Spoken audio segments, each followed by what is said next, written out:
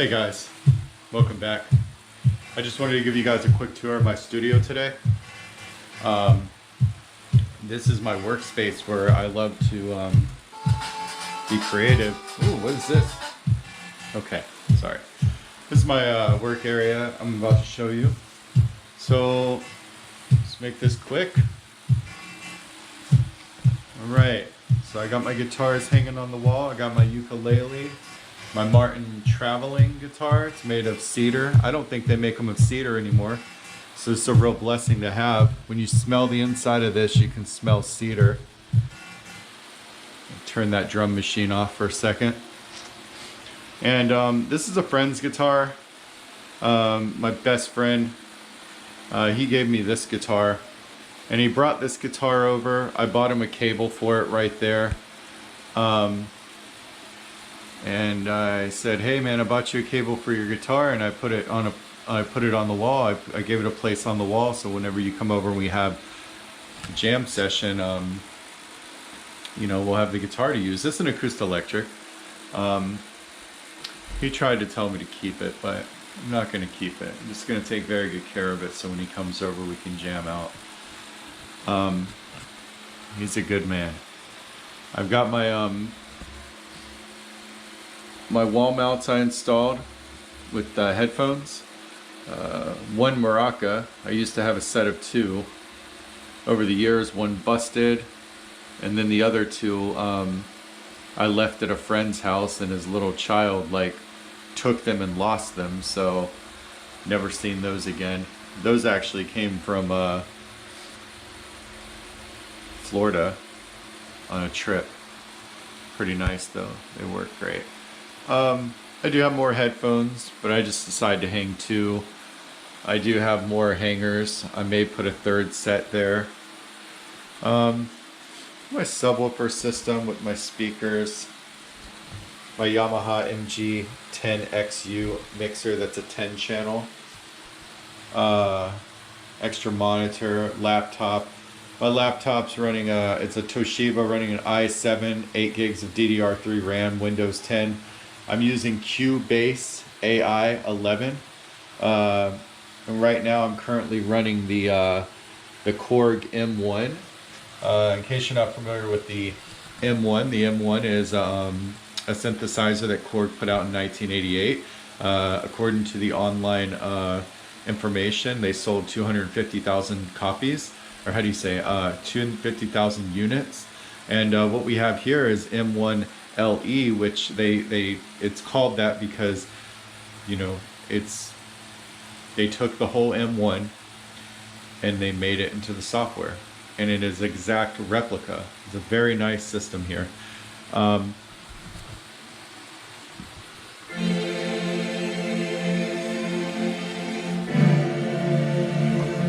Beautiful sound, right? What you're hearing is my Korg XL.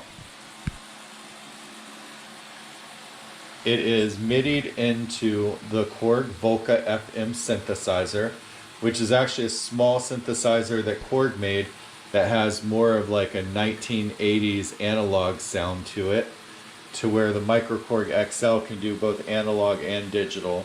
It's very nice. This is the after, how do you say, the predecessor to the original Korg. The original Korg is very popular, and I had the chance to get it. The reason why I got the XL is because the XL is it's totally it's how do you say,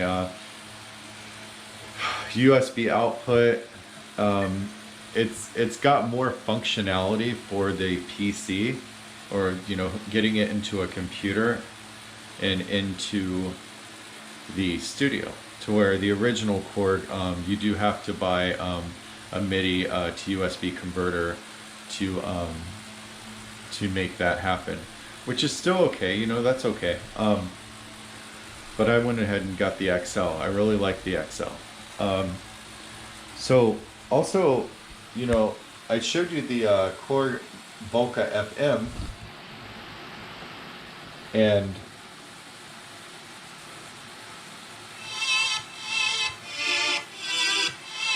it is nice. It's a nice unit. I love it. And I have it completely synced in to my Korg Volca drum, my Korg drum machine.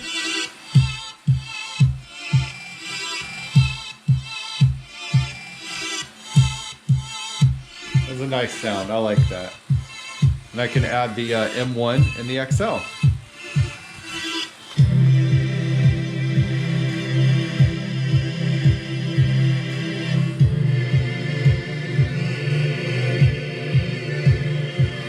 Go.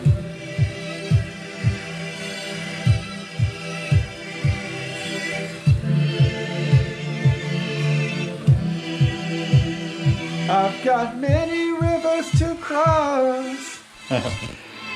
Just kidding, guys. Also, the newest edition, well, before I show you the new edition, also I have the Korg Monotron. Now, the cool thing about a Monotron is that it's just a standard analog ribbon synthesizer, nothing special. You know, nothing very special about it at all.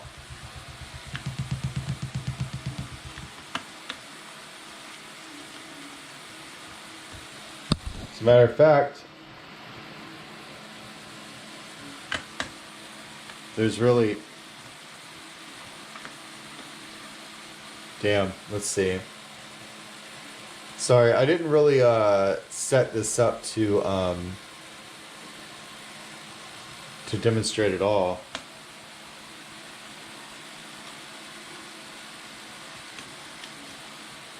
As a matter of fact, I'm not hearing any sound from it right now, which tells me the internal batteries are probably dead.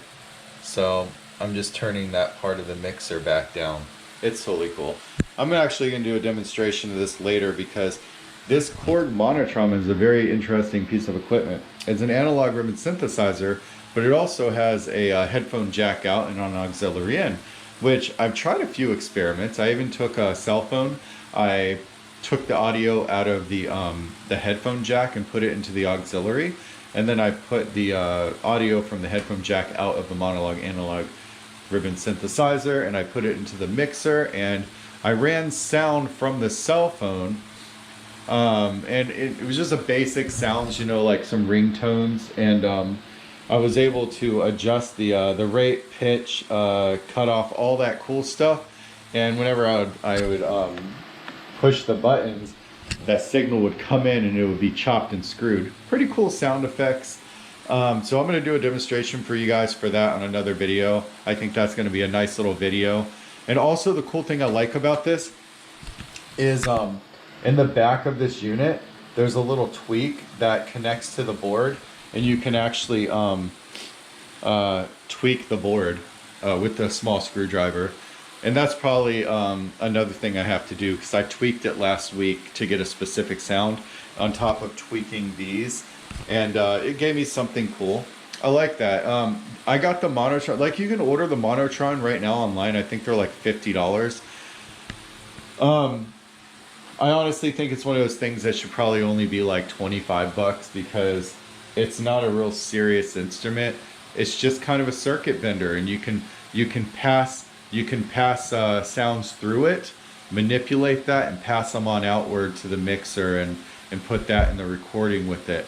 So it's cool functionality, but it's very limited functionality, and that's cool. I got that actually with the purchase of a K-Oscillator Pro. I like the K-Oscillator. Unfortunately, mine broke. The potentiometer had to be replaced. So I got a new potentiometer, and I started soldering the one off of the board to get the new one on. And then I realized I had to stop production, because I realized the ribbon that connects the first board to the second board has a tear in it.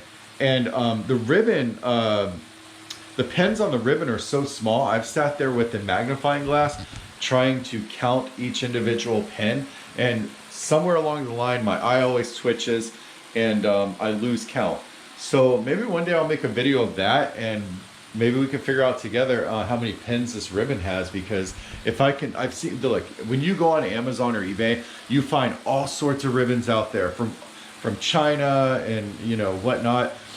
But if I only knew how many pins that ribbon had, I could have that K oscillator up and running, no joke. But that's okay. I put that in a box and I've labeled it K oscillator ghost parts. It's kind of the graveyard for it until it's resurrected. And the reason why I'm holding on to that K oscillator is because my mother got that for me. It was a gift to me. And I had to go in and fix it myself because to have it repaired was going to be really expensive. And I said, oh man, the potentiometer is only a 6 pin. I can solder the old one off and solder a new one on, but it's the ribbon cable that's keeping me behind on that. So until I figure that out, it's got to remain in the graveyard. Okay, so I just want to move on.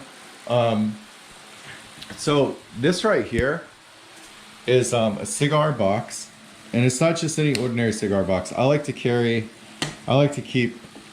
a lot of different wires in here. I've got stereo wires, I got individual mono wires, I've got connectors, converters, even black Sharpie pen, which I think is very useful if you need to label your wires. But on top of that, my studio has my toner microphones, which I think are bad. They are so cool, and I mean bad as in awesome. They are so cool. They got the arm on them, and you know, I have them connected to my table. I have 2 of these actually. The first one though, I'm not missing, but I took my cable last night and I let a friend borrow it because my friend had a friend come in from out of state to visit him. My friend also has a studio, and he said, hey man, me and my friend want to do some singing over the weekend. Do you have a cable? Because my XLR went out. I said, I got you, bro. I got you, friend. I took care of him. I'm happy. He's happy. And he's very trustworthy. So moving on with these mics, I made a modification for a snake mount from GoPro, and I took this plastic piece off of something that was already broken. I drilled holes in it. I used zip ties down the line to get it mounted to the actual the arm of the toner mic. And what I'm doing that for is to connect the snake cable to put a GoPro Hero 4 Silver on to my microphone. Doing that because if I want to do a podcast or talk to you guys that way through the mic with clean audio through my mixer, I can at least have a camera filming me while doing so. And hey, the GoPro Hero Silver 4 is a great camera. It's simple. It films 1080p at 60 frames a second. I like it. Right now I'm actually filming you guys from my GoPro Hero 7. Why is that? Because originally when I bought the GoPro cameras, I invested my money. I bought the 4 and I bought the 6. I bought the 6 because it can do 1080p at 200 plus frames a second. And I actually wanted to do a few experimental videos with slow motion things. So I bought it just in case, but also it's a 4K camera. Now this is not the 6 I'm holding because from day one when I got that 6 in the mail, it had problems. You know, I would start it up and it would cut right off by itself. I would be filming and all of a sudden the battery would say it's dead. But then when I did a testing on the battery was healthy. The unit had all sorts of problems, including the door on the bottom was warped and it wasn't even doing waterproof. I bought it from a company brand new, but I honestly think that they shammed me. But the good thing is that I registered the product from day one with GoPro. And I also bought into GoPro's Plus service, which it's like $5 a month, and you get what do you get for $5 a month? You get unlimited cloud storage for your videos, which I think is cool, and some other cool perks. But a cool thing is when I finally got fed up with a broken Hero 6, I called the company and they said, wow, we see that you're a Plus member. You've been a Plus member for like over a year, you know, and how about this? We'll give you a GoPro Hero 7 Black for free. Just go ahead and send us that broken 6. I said, cool. And this black has been awesome since. I mean, these days I literally use the black more than I use the silver. The silver is mounted, and that's cool. It's got a little case, so I could take it out of the case and bring it on the road. I never did put the videos online, but I used to make metal detecting videos just for fun. I would go out there with the GoPro mounted and everything, and those were good times. But to move on, over here, the newest addition of the family is that I've taken my 3DS XL and I've used my R4 card with the 16 gigabyte SD, micro SD, and I put the Korg DS10 synthesizer plus software on there. And from that, I did a makeshift gooseneck here in the back to get it mounted to the table. I ran the power cable for infinite power. I got the audio cable into the mixer. I think this is great. Let me pull the stylus out. I'll give you a little demonstration. I did another video where I had makeshifted like a simple beat, but on this demo I put the demo number 2 on there, and that's just going to show you the full capability of it, because I'm still looking for a manual for the software so I can read over it, because this, according to this demo right here you're about to hear, the demo shows the use of the synthesizer sequence 1, the sequence 2, the drum sequence, as well as the track sequencing, where you can create a track and it can, you know, modulate from one to the other instead of just being one linear line that repeats, you know? Like here's an example of a linear line that repeats. Right? But this one also has a functionality to not be linear, to, you know, actually make a full drum sequence on it. So I have the manual of this. I have read it. This is an awesome machine. But here we go for the 3DS XL. Going to hit this demo, show you its capabilities.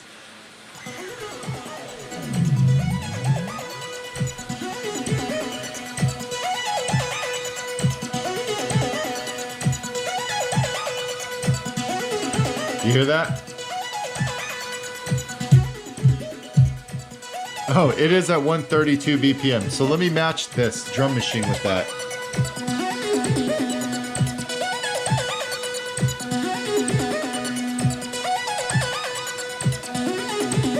It's so sensitive. You ready?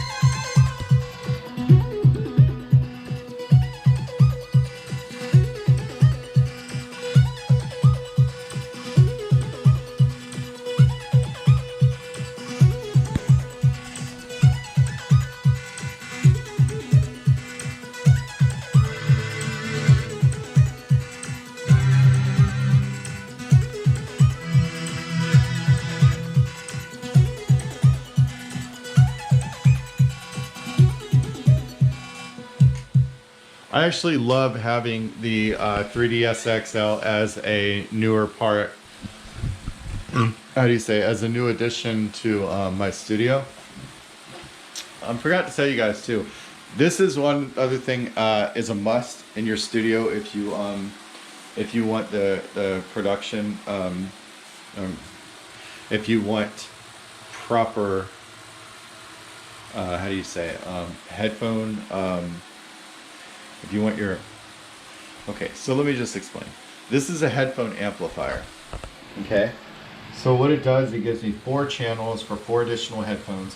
I have the line in wired to the phones out on the mixer. So what happens is that when you let's say you have a mixer, and then you buy one of those like stupid things that has like the audio into the phones, and it has like 4 or 5 ports on one little wheel, and you go plug in headphones. 2 headphones is okay, but once you start going over 2 headphones, your audio starts cutting down, because those things do not have a built-in chipset or a built-in amplifier. So this is a headphone amplifier. It amplifies your headphone signals. So I can put up to 4 headphones in there. It's great. It's great. I love it. I love it. Let's move on because it's been 20 minutes now and there's just not enough time to show you guys everything. That's why another video I'm gonna have to show you guys music production in the studio software that I use. It's a Cubase AI, and that's what you're looking at along with the M1, the Korg M1 software on there. So we're gonna do another video on that. I'll show you guys.